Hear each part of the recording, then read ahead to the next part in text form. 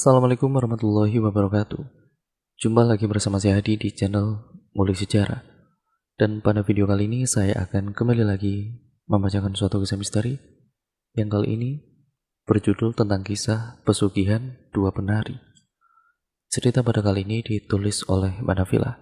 Nantinya kalian juga bisa mengunjungi thread beliau secara langsung. Daripada kita lama-lama, daripada kita penasaran juga bagaimana ceritanya, seperti biasanya, mari kita langsung saja menuju ke ceritanya.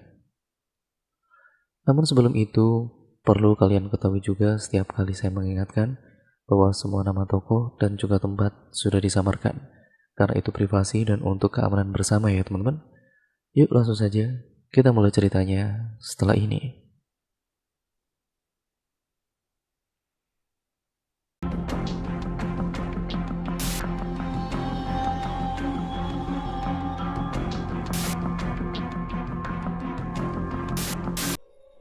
Perkenalkan, aku adalah Rey, anak dari ayahku yang bernama Jailani dan ibuku yang bernama Fadila. Ibuku adalah wanita pekerja keras yang giat mencari penghasilan dari berjualan nasi ketan saat toko emas ayah sudah tidak dapat diselamatkan. Ia rela bangun jam 2 dini hari mempersiapkan barang dagangannya dan pulang sore hari dengan membeli perhiasan emas dalam jumlah kecil. Sementara ayah keluar membawa koper kulitnya hendak mencari pekerjaan di kota. Pulang selalu di saat kami sudah tertidur, dengan badannya yang bau alkohol dan asam rokok. Ibu harus mengorbankan waktu tidurnya untuk membuat teh hangat agar ayah tidak mabuk lagi. Kelak nanti jika kamu menikah, ini adalah emas kawinmu, kata ibu menunjukkan sesuatu ataupun emas kepunyaannya kepadaku. Jangan beritahu ayahmu, ini semua rahasia ya. Baik bu, kataku dengan polosnya. Aku bertekad menjaga rahasia ibu rapat-rapat.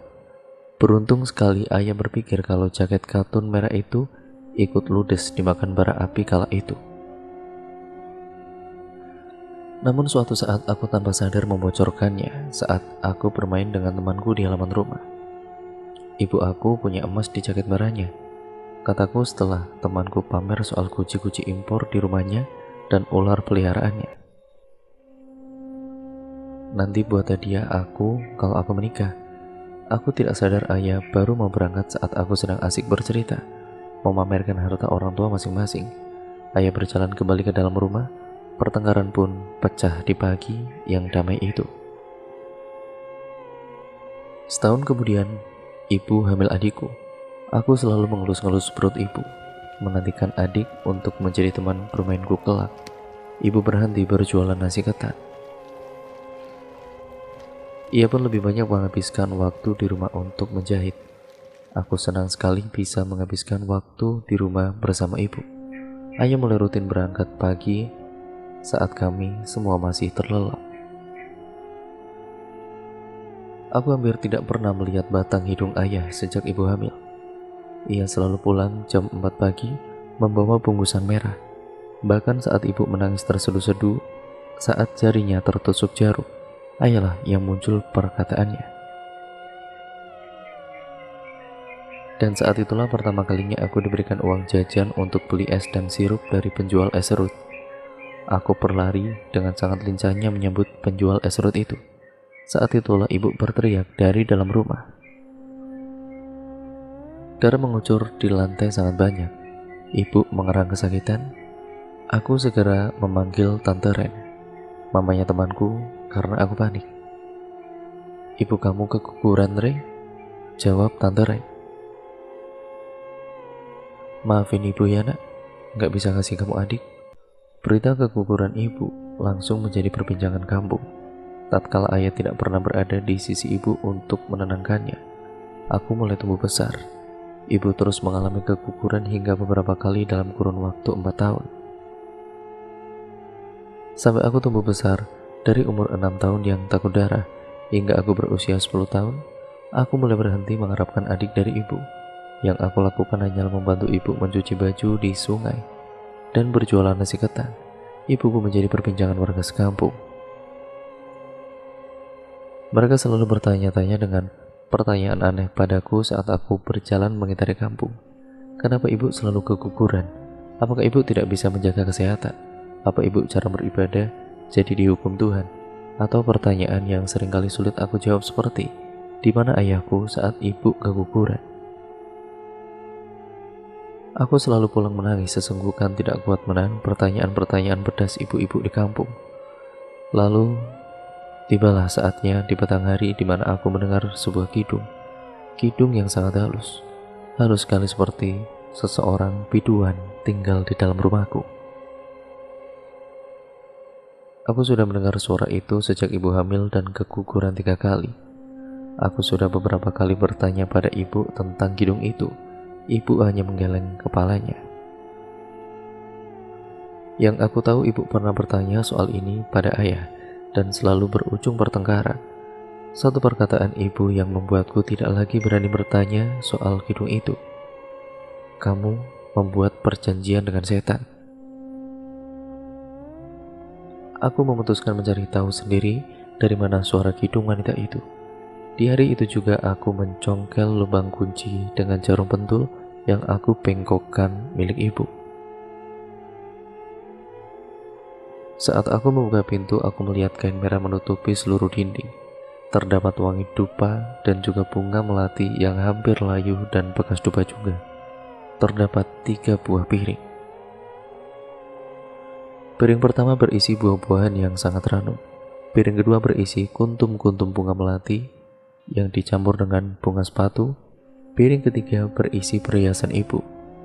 Kok ada emas ibu di sini? Kamu dapat dari mana? Dari ruangan itu, Bu. Kataku menuju ke ruangan itu.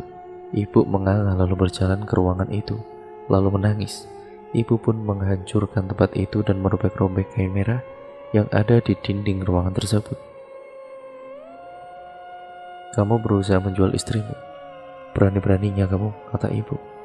Arwah, tunjukkan padaku wujudmu. Pada siapa suamiku membuat perjanjian? Mendadak, jendela terbuka dan terbanting. Anjing-anjing di seluruh kampung ribut bergonggong. Aku tidak takut. Ibuku berjalan ke dapur dan mengarahkan pisau ke udara. Saat itulah ayah memergoki aku dan ibu membongkar ruangan yang selalu ia kunci rapat-rapat. Ayah pun menarik pisau itu dari tangan ibu. Ibu berteriak sangat kencang hingga seluruh urat kepalanya keluar. Ayah membopong tubuh ibu yang pingsan ke ruang tamu. Lalu ayah memelototiku. Kamu, pasti kamu yang bikin bahaya nyawa ibu kan? Ayah memukul tangan dan pantatku dengan rotan hingga memar berdarah. Cukup, teriak ibu yang tiba-tiba bangun. Kamu membahayakan keluarga kita. Sudah aku bilang, kamu tidak usah ikut campur. Aku ingin kita kaya, dan aku sudah berusaha. Kamu bisa jual emas-emasku untuk buka usaha. Bukan dengan cara seperti ini. Kita sudah bicarakan ini. Buat apa aku buka usaha kalau ujung-ujungnya semua ludes dibakar? Kamu wanita tahu apa soal usaha? Kalau nanti kita bangkrut lagi, kamu mau tanggung jawab? Mau dapat modal dari mana kamu? Intinya aku tidak mau kamu membuat persekutuan dengan setan seperti ini. Kita bisa kaya dengan cepat. Aku cuma butuh 3 hari ini, oke? Tanya ayah. Jadi sekarang kamu kembali ke dapur dan masakin aku makan malam. Jadi istri yang baik ya. Tidak ada kesan romantis dari kata-kata ayah itu. Aku yakin ibu sangat tertekan. Hari-hari berikutnya, ibu jatuh sakit. Kondisinya semakin memprihatinkan hingga tidak bisa bangun dari tidurnya dan menjahit. Kondisi itu bertahan selama kurang lebih 5 tahun lamanya. Ustadz yang aku bawa ke rumah dengan meminjam uang tetangga tidak ada yang tahu penyakit apa yang ia derita. Namun rumah kami semakin lama semakin besar sejak ibu sakit. Setiap hari selalu datang tukang renovasi rumah. Bahkan truk-truk datang membawa barang-barang mahal seperti vas bunga mewah, meja makan kayu jati, sofa-sofa ukiran khas, bahkan televisi dan radio. Kami tidak memesan ini semua, Pak. Ini benda yang sangat mahal. Kami tidak sanggup membayarnya. Semua ini sudah dibayar, Tuan. Tuan tidak perlu khawatir. Tuan cuma harus tanda tangan, kata kurir. Hal ini terus terjadi. Rumah kami semakin megah bak istana dengan dekorasi dan benda mahal yang sangat-sangat tidak berguna. Semua ini tidak digunakan untuk pengobatan ibu. Maafin ibu, nak, ibu yang salah, katanya setiap hari saat aku membantu memandikannya. Ibu jangan bicara seperti itu, ibu harus sehat lagi, Bu. Sesekali ibu kesurupan arwah seorang wanita. Ia selalu bangkit dari tempat tidurnya, menyisir rambutnya, menari dengan mata terpejam, dan makan bunga melati layu setiap matahari terbenam. Aku selalu mengambil sisanya, membantu ia meluruskan badannya, dan memijat-mijat perut ibu untuk memuntahkan bunga melati layu itu. Aku mengandalkan jamu hangat untuk membuat tidurnya tenang di malam hari. Ibu pernah sampai berjalan sendiri ke dapur saat aku lengah dan hampir menyayat lehernya sendiri. Aku berusaha keras menjauhkan tangannya dari lehernya sendiri saat itu terjadi, hingga aku menangis tidak tahan dan memarahi arwah itu. Aku membawa ibu ke salah satu masjid untuk meminta bantuan. Kakinya selalu menolak berpijak di lantai masjid. Ia selalu meringis, "Panas, Pak, panas." "Ibu gak mau masuk, kita pulang saja." Seorang ustadz kemudian membantu ibu untuk masuk masjid dengan menjamah telapak kakinya. Ibu selalu muntah setiap masuk ke masjid. Muntahannya seperti darah pekat berwarna hitam sampai menjadi tontonan jamaah masjid. "Ayahmu harus segera menghentikan ritual ini," kata ustadz itu saat aku berbicara langsung dengannya. Ibumu tampak menerima siksaannya. "Saya bukannya tidak berusaha, ustadz. Saya hanya tidak sanggup." Sang ustadz pun memandang ke arah rumah kami, lalu menatapnya begitu tajam seakan sesuatu tengah menjaga gerbang rumah kami. "Sudah berapa lama ayahmu melakukan ini, Rey?" "5 tahun, jawabku. "Maaf sebelumnya, kalau saya lancang, namun kalian harus tahu kalau ada sosok hitam setinggi pohon cemara berdiri menghalangi pintu masuk, tidak mengizinkan kami masuk ke dalamnya," kata Pak Ustadz. Aku dibuat terkejut dengan fakta itu. "Tenang, kami akan meminta izin untuk masuk melihat-lihat." Ustadz memejamkan mata berdoa lalu mulai berjalan masuk. Dalam penerawangan itu, beliau melihat 2 orang penari yang berdiri di bingkai pintu di kiri dan kanan. Wajah mereka begitu cantik, pakaian mereka mewah sekali. Kami tidak diperbolehkan untuk masuk oleh mereka berdua, atau kita semua akan mati. Sungguh tidak ada yang bisa Ustadz lakukan. Aku mohon, aku ingin ibu sembuh. "Ibumu harus pindah ke rumah orang tuanya untuk pemulihan, atau kau bisa meminta ayahmu untuk membersihkan rumah itu. Rumah ibu sudah runtuh. Nenek dan kakek sudah meninggal juga. Ibu tidak memiliki siapapun selain ayah dan aku. Tunjukkan pada kami jalan keluar, Pak Ustadz." 2 penari itu pun masih menjadi pemilik tempat itu, dan mereka sedang mengadakan pesta di sini. Kami tidak bisa mengusirnya begitu saja. Paling tidak, kami harus menunggu pesta ini berakhir untuk bisa berbicara dengan mereka berdua. Setelah mengatakan itu, tiba-tiba tubuh ibuku bergejolak dan kesurupan. "Ustadz muda dan tampan, kau hanya ingin berbicara, kan? Aku bisa meluangkan waktu," kata ibu dengan suara yang sangat lembut. "Siapa namamu?" "Aku penari paling cantik di Bangsal Ruminggang. Aku tinggal di sini bersama kakakku. Kau sangat tampan, boleh aku memilikimu?" kata ibu masih menari dalam posisi duduk. "Boleh aku berbicara dengan kakakmu sekarang?" "Kamu belum menjawab pertanyaanku, Ustadz muda." Ibu mulai berhenti menari dan diganti dengan posisi duduk yang sangat anggun bak seorang ratu. "Kau mengganggu pestaku. Jika kau ingin mengusirku dari wilayah kekuasaanku, kau bisa membawakanku sesuatu. Apa yang kau inginkan?" Ibu kemudian menunjuk aku. Aku panik luar biasa. "Kau hanya perlu melakukannya untuk mengusirku dari rumah ini."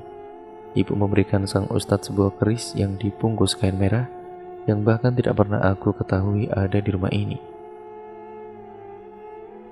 tepat di jantung. Ibu, ibu, sadar ibu. Kenapa ibu membunuh aku, bu? Aku salah apa, bu? Aku berteriak memohon-mohon. Rey, sadar, Rey. Ini bukan ibumu, seru sang ustadz. Keluar dari tubuh ibu sekarang juga. Maafkan aku, Rey. Kami tidak tahu kalau ayahmu membawa seorang ratu ke dalam rumah. Kami butuh berdiskusi untuk melakukan pembersihan ini. Butuh waktu sekitar 6 bulan hingga 1 tahun. Ini pembersihan yang sangat beresiko. Kau bisa berada dalam bahaya. Tiba-tiba dari arah belakang, ada apa ini? Tanya ayah. Kalian, berani-beraninya kalian ikut campur urusan keluarga kami. Pergi kalian, teriak ayah. Ayah, sadar ya. Ayah tahu siapa yang ayah undang ke rumah kita. Ayah belum dengar semuanya. Ayah pun menamparku dengan sangat keras. Tahu apa kamu? Hah? Siapa yang bawa semua kekayaan ini ke rumah kita? Hah? Kamu? Pergi sana, dasar anak haram. Sana pergi. Aku akan pergi sama ibu, kataku lalu masuk ke rumah. Ibu, aku berteriak sangat keras. Ibu menggorok lehernya sendiri. Darah membanjiri dapur. Ibu, bangun bu, bangun. Pemakaman ibu pun hari itu juga dilangsungkan. Hatiku benar-benar hancur. Aku tidak berhenti menangis. Ayah benar-benar menghancurkan keluarga ini berkeping-keping. Aku dikunci dari luar kamar. Aku jatuh tertidur saat aku terlalu lelah menangis. Lalu sayup-sayup aku mendengar suara iringan penari yang begitu meriah. Irama gendang, suling, dan kecapi yang sangat merdu diiringi dengan nyanyian sajak paniki yang begitu indah.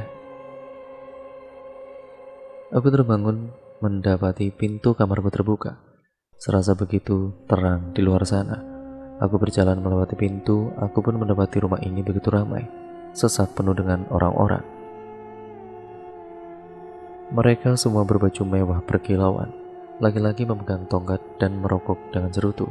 Wanita-wanita memakai baju turi indah, hiasan kepala emas permata, dan mutiara di leher dan di telinga mereka. Musik indah mengiringi pesta, begitu banyak hidangan enak di atas meja. Sup kepala ikan mujair, daging kerbau panggang yang menggugah selera, sayur-sayuran orak-arik berwarna-warni di atas meja yang besar. Aku melihat 2 orang penari berjalan ke tengah panggung. Aku tidak mengenali kedua perempuan itu sama sekali. Apakah mereka berdua ini yang merasuki ibuku? Mereka berdua berbalutkan pakaian sutra berwarna-warni dengan motif jahitan benang emas dan perak. Batu berlian menghiasi jari-jari mereka dan kepala mereka. Mereka mulai menari dengan gemulai diiringi sebuah alunan musik. Mereka berdua pun menatapku. Mata mereka berdua tertuju kepadaku seakan sedang memanggilku. Aku pun mencuri pandang ke tubuh mereka. Mataku tertuju pada salah satu penari. Aku melihat sebuah sabuk keris dan gagang keris yang muncul di punggung penari tersebut. Aku memberanikan diri mendekati penari itu dan mencuri keris itu.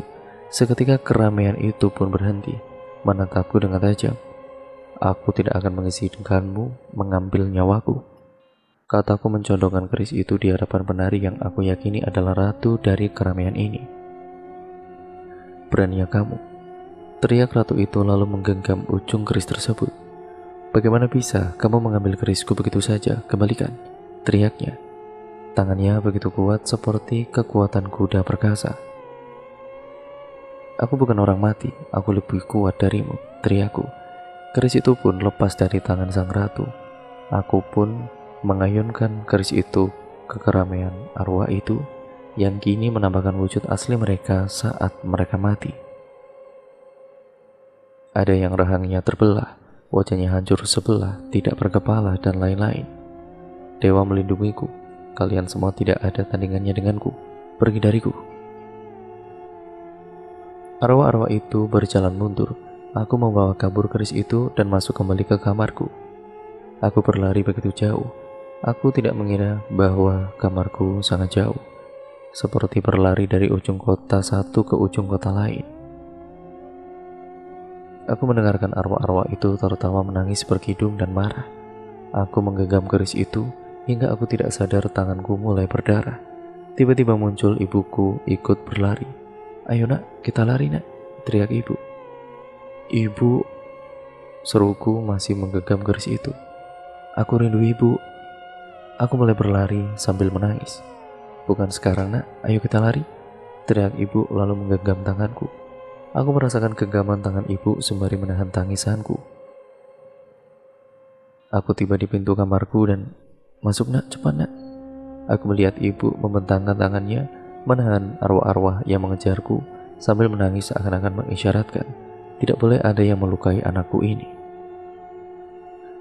Aku masuk ke kamarku dan mendapati diriku berada di belakang rumah. "Ya ampun, Re, kamu gak apa-apa nak?" tanya Tante Ren. Aku sangat bingung, kenapa aku bisa berada di sumur belakang rumah. "Tante, ada apa ini tante, kenapa ramai begini?" tanyaku heran. Semua orang nampak sesak memenuhi rumahku. Aku mengenali mereka semua, tetangga-tetangga kampungku. "Kamu sudah hilang selama 3 hari nak? Kamu kemana saja?" tanya Tante Ren yang menangis. Aku tidak tahu harus menjawab apa. Aku masih berusaha mencerna semuanya. Dari keramaian itu muncul ayahku. "Dari mana kamu dapat itu?" tanya ayah. Aku pun kebingungan. Aku tidak sadar bahwa aku tengah menggenggam keris sang penari. Ayah pun menarik keris itu daripadaku, kemudian lalu lari. "Kamu dapat dari mana nak?" tanya Tante Ren. "Ayah kamu nyimpan begituan, kok bisa?" "Ayah, ayah!" Aku berteriak lalu berusaha bangun. Namun rasanya tubuhku tidak bisa bergerak, jantungku berdegup dengan kencang. "Ya sudah, jangan dikejar dulu nak, kamu pasti kelelahan. Ayo kita istirahat di rumah tante ya," kata Tante Ren. Semua warga pun memberikan jalan untuk aku dan Tante Ren. Aku kemudian diberikan selimut hangat. Aku tertidur sangat pulas, tidak ada mimpi yang aneh sedikit pun di rumah Tante Ren.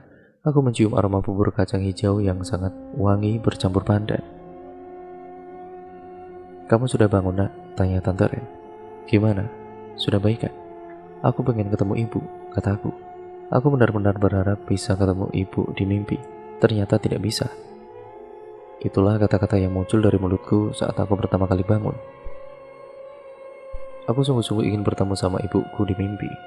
"Kalau kamu mau ketemu ibu, nanti kita ke sana bareng ya," kata Tante Ren. "Tapi itu bubur buatan tante dihabiskan dulu, supaya kamu ada tenaga ya, pelan-pelan aja makannya." Setelah selesai makan, aku dan Tante Ren segera pergi ke pemakaman ibu. "Ibu, aku tahu itu ibu semalam. Terima kasih sudah ngelindungin aku ya bu. Aku pengen banget bisa ngobrol sama ibu lagi. Jangan tinggalin aku ya," kataku berdoa di papan arwah bertuliskan nama ibu. Esoknya sang ustadz menemuiku untuk sekedar berbelasungkawa.